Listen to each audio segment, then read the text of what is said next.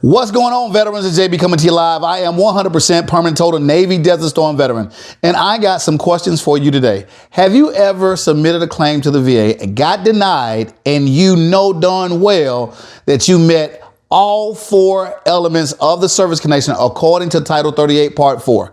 Number one, you had the diagnosis. Number two, you showed the theory of service connection, whether it was direct, secondary, pre-service, or PACT Act presumptive. Number three, you had the medical nexus describing the relationship between the right now disability to the injury from the military service. You had the medical nexus from a private doctor. Number four, you had DBQs describing how severe it is. You met all four, okay? And you still got denied. You submitted the evidence to the Evidence Intake Center. The VA rater got it, and then they did a duty to assist to send them your information to a contract examiner that get paid $13 billion over the next 2 years to examine you and give an opinion. So just behind me right now in this video is a real live recent denial letter where one of the clients submitted a claim for sleep apnea secondary to obesity caused by lumbosacral strain or a lumbo back. Okay, so we're going to dive in to how the decision letter is set up. First of all, they're going to look at all the evidence that was submitted, and then they're going to make a determination. But they're going to come out swinging, so be prepared to put your boxing gloves on, okay? All right, now, service connection for obstructive sleep apnea as secondary to service-connected disability of lumbar spondylosis and dextroscoliosis. This is a back condition. Service connection may be granted for disease or injury resulting from a service-connected disability, which we're talking about the spondylosis, or was aggravated thereby. The evidence does not show that obstructive sleep apnea is related to the service-connected back, lumbar, all right? Nor is there any evidence of his disability during military service. We don't care about evidence of it being serious in the military service because we're not filing it as a direct. But in parentheses, they're quoting law at you. 38 CFR, Code of Federal Regulations 3.303, 3.304, 3.310. They quoted three laws on the first paragraph. They coming out jabbing with the best jab in the business, coming out like Muhammad Ali. All right, a direct grant, that means a direct grant of service connection. What is that? That means you got proof in your military records, your service treatment records. That's the reason why I ask you, do you have your service treatment records? Now, a direct grant of service connection requires medical evidence of a current disability. That's element number one. We always talk about that. Do you have a diagnosis? And most of you men, listen to me closely, not talking about the women, you don't like to go to the doctor, so you don't have a disability. You'll just take it on the chin and you'll take over-the-counter drugs. That does not help you in VA disability compensation, okay? Taking over-the-counter does not help you, all right? Even though it may subside the headaches or pain or whatever you're dealing with, but that doesn't get you paid. Now, number two element, evidence of the incurrence or aggravation of a disease or injury in active military service. Now, that means that you went and got your service treatment records, and on a CD-ROM, you saw that injury of whatever you're filing for. In this case, this veteran is filing for sleep apnea. So a direct service connection, way back in when I served in 91 and 95, you mean to tell me I had an overnight sleep study done between 91 and 95? I don't even think they knew what sleep apnea was back then. Just kidding. However, most of the time, you don't get it diagnosed while in military service. So this can't, some guys do in the new era, veterans, but back in the day, no. Number three, medical evidence of a nexus link. Nexus, ladies and gentlemen, nexus is a code word for give me the link between the current disability, sleep apnea, and the in-service disease or injury. The in-service disease is the lumbosacral that was filed as a direct service connection. Now they quoting law to you again, 3.303, 3.304. They swinging, they still swinging.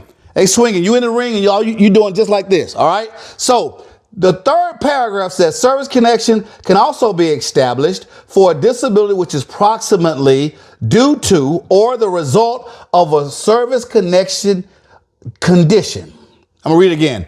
Service connection can also be established for a disability, sleep apnea, which is approximately due to or the result of a service-connected back condition. If the evidence shows that you have been medically diagnosed with a condition, which I am, or he was, and there is a relationship between the claim condition and the service connected, they gotta grant it, right? Here's a law telling them 38 CFR 3.310. Most veterans don't even know what that is. They disregard these parentheses. Everything that they're printing out to you is law. They're jabbing at you right now, say, you don't even know what you're doing. You're so ignorant. We're throwing nothing but law at you. Now, they said your service treatment record does not contain complaints, treatment, or diagnosis for this condition. Duh, we know that. We're not filing it direct, so therefore there's nothing to find in the service treatment records. Nothing. Okay. Now they finna hit you below the belt now. You know, it's illegal to hit you below the belt. They getting ready to say, at your VA contract examination. Who does the VA contract examination? QTC, OptumServe. You know the top four, right? They're the ones that got the $13 billion contract. They didn't hire a company, private company, to put their nursing assistant, nurse practitioner, sometimes a doctor, to examine you. February 27, 2025, the examiner provided the following rationale.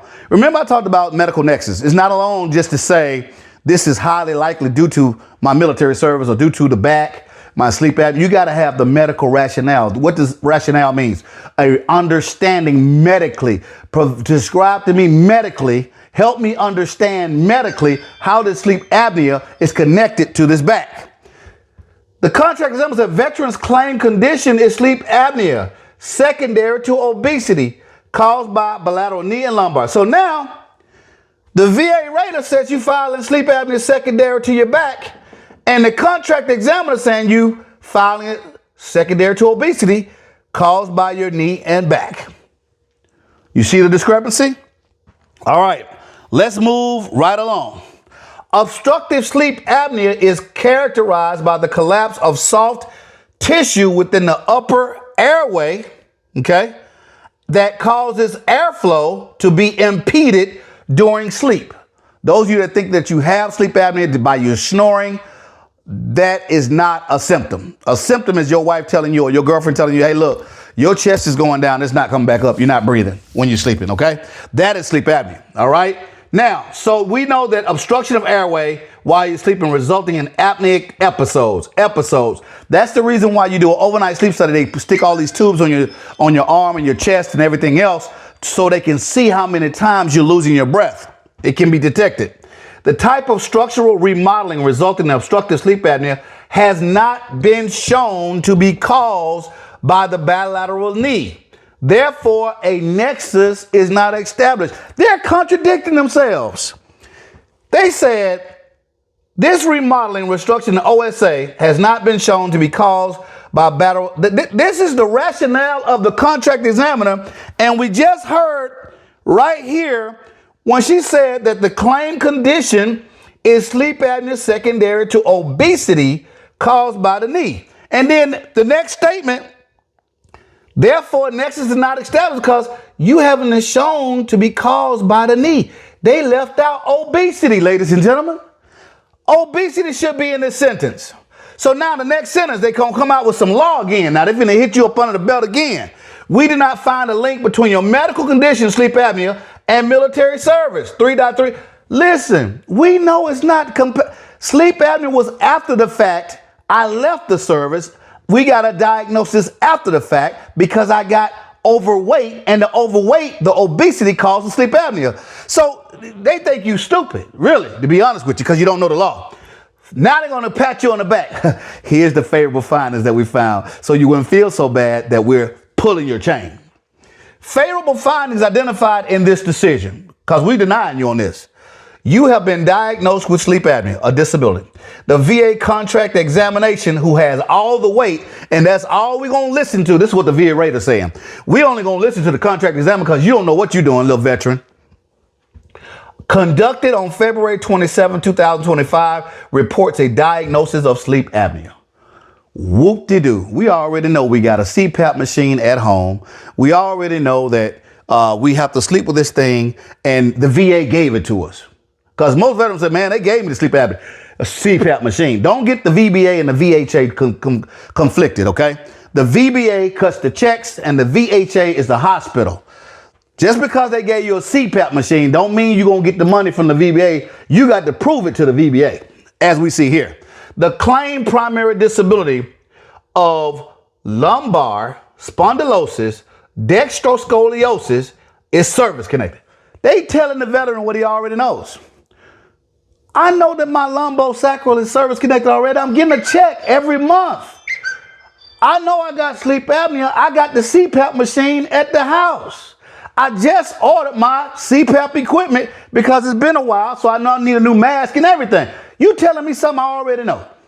But I have already submitted to you one element diagnosis, secondary service connection, medical nexus. What's so powerful about that medical nexus? It's a board certified ear, nose, and throat doctor that have given the likelihood and the medical rationale behind how did your sleep apnea come about. Your back got chronic pain. Every time you exercise, it hurts. Whether it's on a treadmill, or on a bike, doing jumping jacks or whatever. You cannot work out, but you still eating steaks, mashed potatoes, you eating good. And the more calories you take in, increases your body mass index. What is defined as obesity, ladies and gentlemen? Well, if you have a body mass index of 30 or higher, the BMI has got to be 30 or higher at the time of the examination of the CMP exam, at the time of when you're at the doctor's, on our medical staff, you got to have a BMI. So they have argued and said that obesity has a profound relationship with sleep apnea. You submitted that, and you told them you had a CPAP machine, and they can see that you got a CPAP machine on your electronic health record at the VA. They still denied it. You not only did that, you went to the BVA, the Board of Veterans Appeals, and pulled out different docket numbers of veterans who also got approved for the same thing, sleep apnea secondary to obesity. Then you went to the Library of Medicine and you got some world-renowned doctors and talking about the relationships of obesity and sleep apnea. You did all of that and they still denied you. What do you do? Well, ladies and gentlemen, you got to go to your decision letter and pull up the lanes. You either do a supplemental claim, but a supplemental claim is used for new and relevant evidence. What new relevant evidence can you submit if you submitted everything? There is none. So you go to the second lane, VA Form 20-0996, which is a higher level review. That is a review by a higher superior that will give you a phone call based upon the morning or the evening box that you select on that particular form. So they're going to call you on the phone and you're going to present the same evidence that you submitted to that VA rater.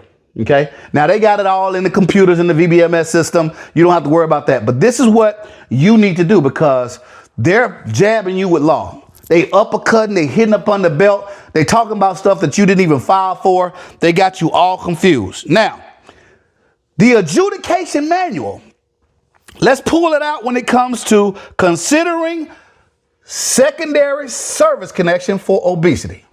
But before I go there, I want to ask you, is obesity a disability? Absolutely not. Obesity cannot be granted as a direct service connection because it does not have a diagnostic code. It can only be filed secondary. That's the reason why it starts out at the sentence under law 38 CFR 3.310. You got to use the law. When you throwing your jabs, you got to use the law. Sir, 38 CFR 3.310. Obesity per se is not a disability for the purpose of service connection. Okay, so it says the next sentence. What does it say? It says, for secondary service connection, if obesity resulted from a service-connected disease or injury is found to produce impairment beyond the contemplated by the applicable provisions of the rating schedule. Let's read that once again. If obesity, you got a BMI of 30 or higher, resulted from a service-connected disease. What did it result from? The back. All right. Now, this is 38 CFR 3.321. This is the law, okay, for based on impairment. So we know that the back has caused you to be obese. Now, let's move right along. Obesity may be an intermediate step. What is obesity? Is it a disability that you can claim with a diagnostic code? No, it can be used as an intermediate step between a service-connected disability and a current disability that may be service-connected on a secondary basis under the law. 38 CFR 3.310A and 3.310B. You jabbing with the law now. You're fighting back because you got a coach. Even Michael Jordan had a coach.